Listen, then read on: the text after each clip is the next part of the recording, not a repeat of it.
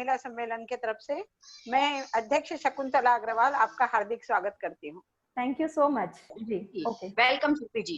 Thank you कि life begins at 40, यानी कि अगर असलियत में हम देखें तो हमारी असली जो जिंदगी होती है वो शुरू होती है 40 की उम्र के बाद, क्योंकि यही वो एज होती है जब हम अपनी केयर खुद कर सकते हैं। इस समय तक हमने अपने बच्चों के, अपने परिवार वालों के और अपनी खुद की देख रेख में काफी समय बिताया।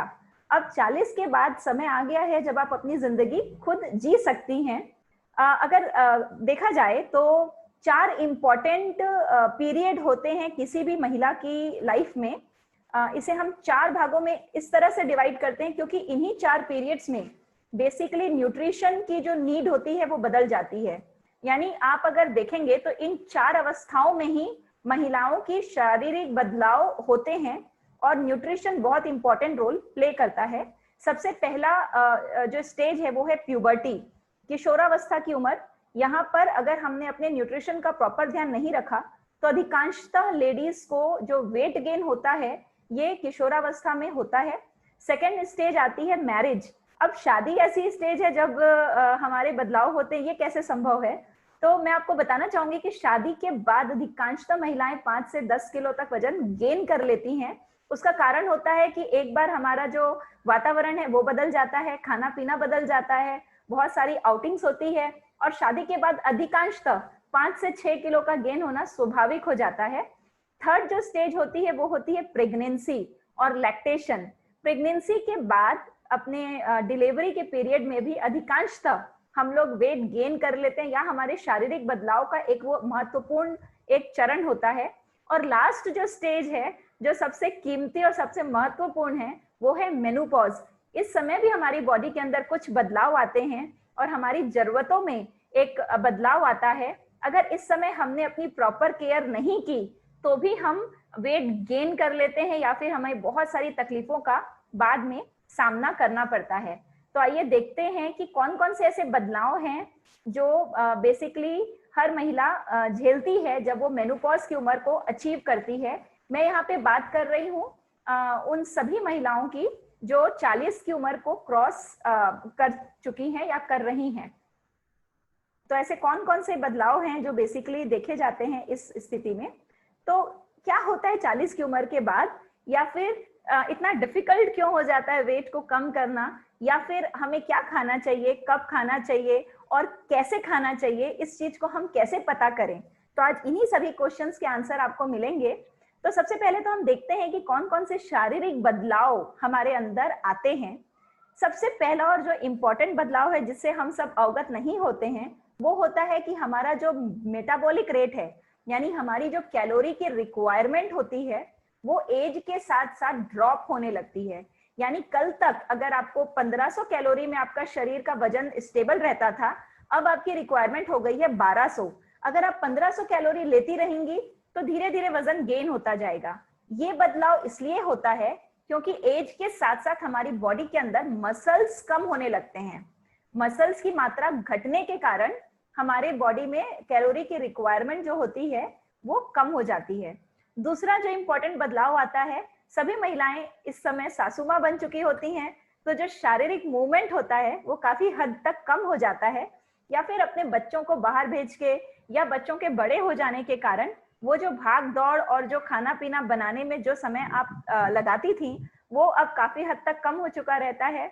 आपके जो फिजिकल मूवमेंट है वो कम हो जाने पर आप वजन गेन करने लगती हैं। और तीसरा है कि एक एजिंग प्रोसेस स्टार्ट हो जाता है, यानी कि एज के साथ साथ हड्डियों की जो ताकत होती है वो कम होने लगती है। डीमिनरलाइजेशन बोला जाता है। कैल्शियम की डिपोजिशन धीरे धीरे बॉडी कम करती है हड्डियों पे। तो ये 3-4 तरह के बदलाव आने से और कुछ हार्मोनल चेंजेस आने से हमारी जो शारीरिक स्थिति है वो सेम नहीं रहती। लेकिन अगर हमें अवेयरनेस हो, अगर हमें पता हो कि ये सारे चेंजेस हमारी बॉडी में अभी हो रहे हैं, उसके अकॉर्डिंग अगर आपने अपने अंदर बदलाव ला लिया तो आप हर समय यंग, ब्यूटीफुल और एनर्जेटिक बनी रहेंगी।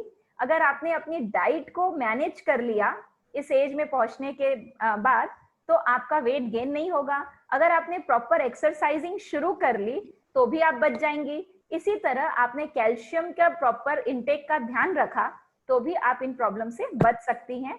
केवल बात है इन चीजों की अवेयरनेस की, राइट कॉम्बिनेशन चाहिए। तो डाइट की पावर को अंडर एस्टिमेट करना भी एक फेलियर का कारण होता है।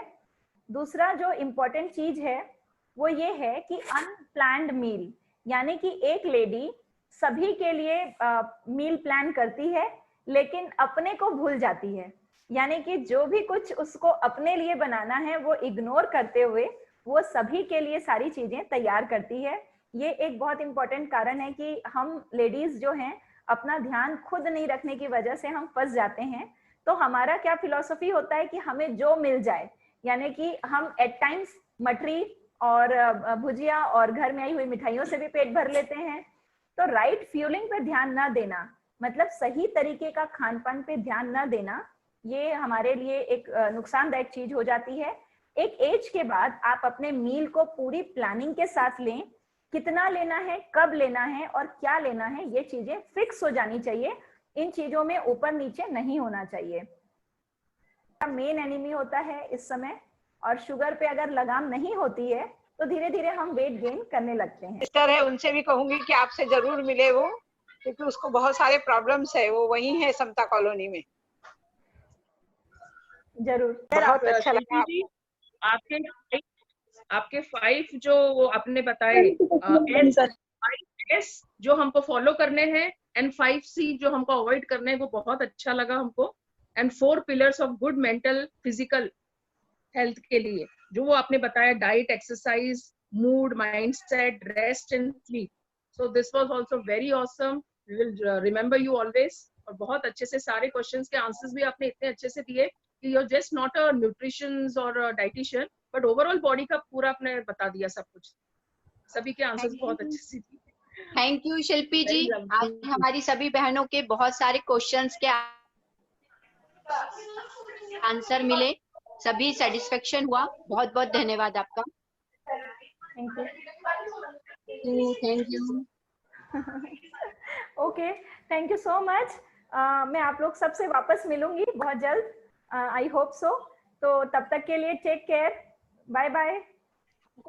हमको भी उम्मीद है कि आप और मिले हमसे। Sure, we'll be waiting for you. Thank you. We'll be anxiously waiting for you.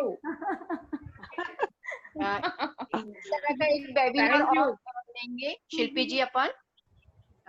आज बहुत कम समय में बहुत सारी बातें बताए आपने। जरूर। जी बहुत बहुत धन्यवाद आपका। अखिल भारतीय मारवाड़ी महिला समिति की तरफ से आपका बहुत बहुत बहुत बहुत धन्यवाद, शुक्रिया। थैंक यू जी शिल्पी जी, हथेली अग्रवाल महिला संस्था की तरफ से भी आपका बहुत बहुत धन्यवाद। जयश्री भाभी अध्यक्ष हमारी। थैंक्स। जी Shilpi ji, bye bye ma'am. Bye Shilpi ji, bye. Thank you. यू ही